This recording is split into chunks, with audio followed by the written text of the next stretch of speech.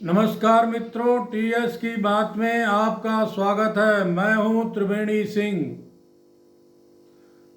लोकतांत्रिक व्यवस्था में टैक्स से जो पैसे आते हैं उसी से देश के विकास के लिए खर्च किया जाता है।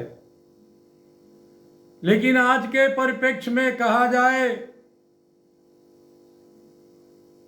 तो ऐसी व्यवस्था अवलिक प्रथा बनती जा रही है जिससे आम लोगों की सुरक्षा, देश को विकास के पथ पर भी जो पैसे राज्य सरकारों को भेजा जा रहा है उस पैसे का विपक्षी सरकारों द्वारा दुरुपयोग किया जा रहा है, या दूसरे शब्दों में कहा जाए तो सरकारी खजाने को लूटा जा रहा है, जबकि इसका इस्तेमाल प्रदेश की जनता के भलाई के लिए, विकास के लिए होना चाहिए, लेकिन इसके विपरीत काम हो रहा है। अब सवाल ये उठता है कि किस प्रकार का काम हो रहा है।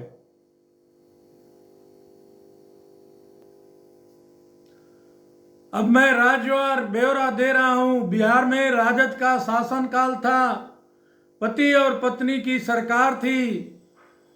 बिहार बीमारू राज्य बन गया क्योंकि विकास का कोई भी काम नहीं किया गया, बल्कि इसके विपरीत आम जनता के भलाई अवलित प्रदेश के विकास के लिए जो धन केंद्र से आवंटित होता था उसको कागजों में खर्च दिखाया जाता था तथा सारा पैसा बिहार के राजनैतिक लुटेरा लालू यादव लूट लेता था।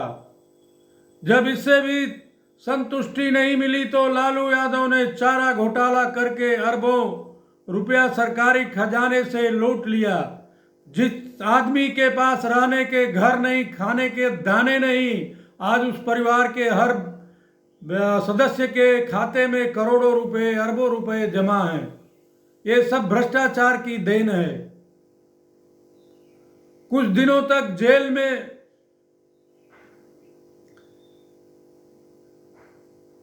जिसके अपराध में लालू यादव सजा पा चुके हैं, कुछ दिनों तक जेल में थे, अब स्वास्थ्य कारणों से पैरोल पर हैं।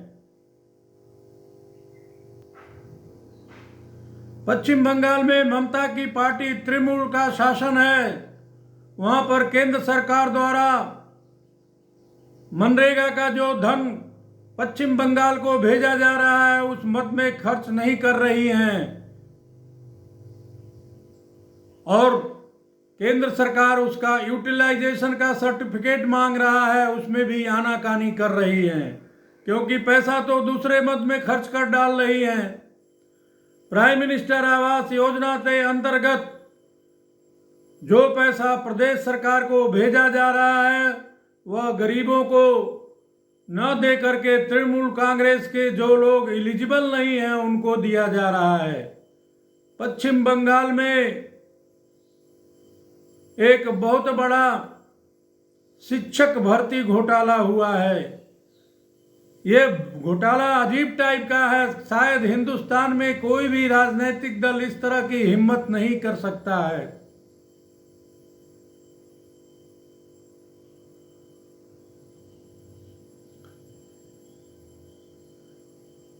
ये घोटाला इस टाइप का है जिसमें जो परीक्षार्थी परीक्षा में बैठे थे और वो पास हो गए उन्हें नौकरी नहीं दिया गया, बल्कि जो परीक्षार्थी परीक्षा में बैठे नहीं थे, परीक्षा पास नहीं किए थे, उनसे पैसा लेकर के नौकरी दी गई।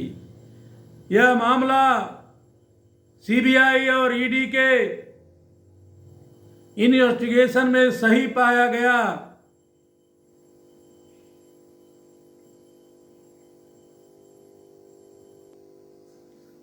ये सारे पैसे का जो स्रोत है वो ममता के भतीजे के पास मिल रहा है। इसका लिंक सीबीआई और ईडी के जांच में सामने आया है। कोलकाता हाई कोर्ट ने भ्रष्ट तरीके से नौकरी पाने वालों को बर्खास्त करके एलिजिबल उम्मीदवार को नौकरी देने का आदेश पारित कर दिया है। लेकिन पश्चिम बंगाल अभी कोलकाता हाई कोर्ट के आदेशों का पालन नहीं कर रही है।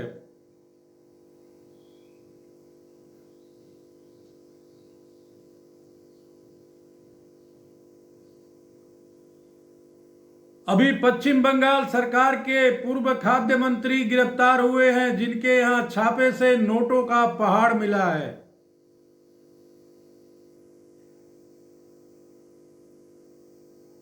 मंत्री जेल भेज दिए गए हैं। ममता का भतीजा अभिषेक बनर्जी कोयला घोटाले में भी सम्मिलित पाया गया है।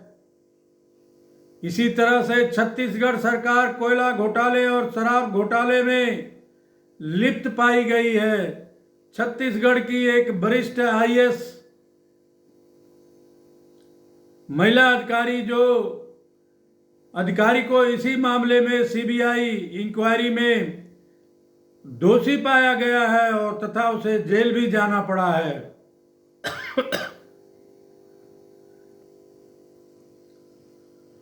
राजस्थान में चीफ मिनिस्टर अशोक गहलोत का बेटा क्रिकेट एसोसिएशन एवं भ्रष्टाचार के आरोप में ईडी द्वारा पूछताछ के लिए बुलाया गया है।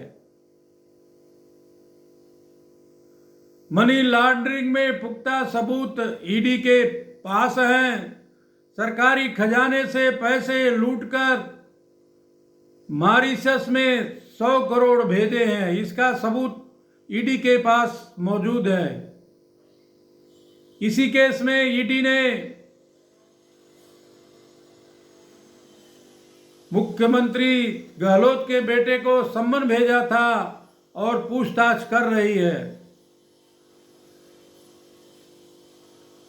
झारखंड में भी झारखंड मुक्ति मोर्चा का मुख्यमंत्री भ्रष्टाचार करते हुए रंगों हाथ पकड़ा गया है।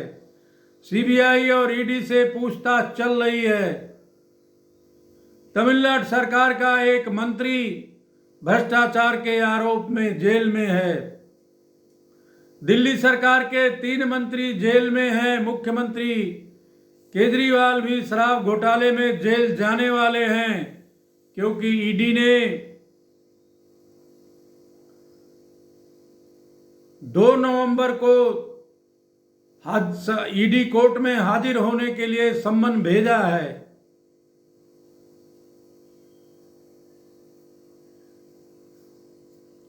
इसी तरह से उत्तर प्रदेश की पूर्व मुख्यमंत्री मायावती भी भ्रष्टाचार करके अकूत संपत्ति अर्जित कर ली है।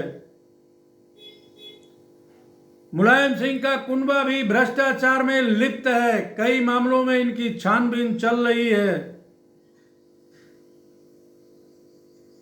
कांग्रेस पार्टी का हाईकमांड यानी सोनिया, राहुल और प्रियंका गांधी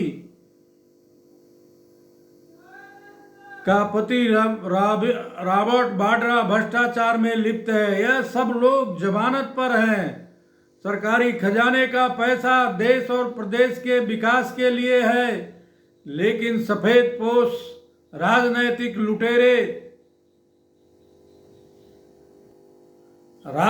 लुटेरों द्वारा लूट लिया जा रहा है। आम आदमी बेबस होकर के देखते रह जाता है।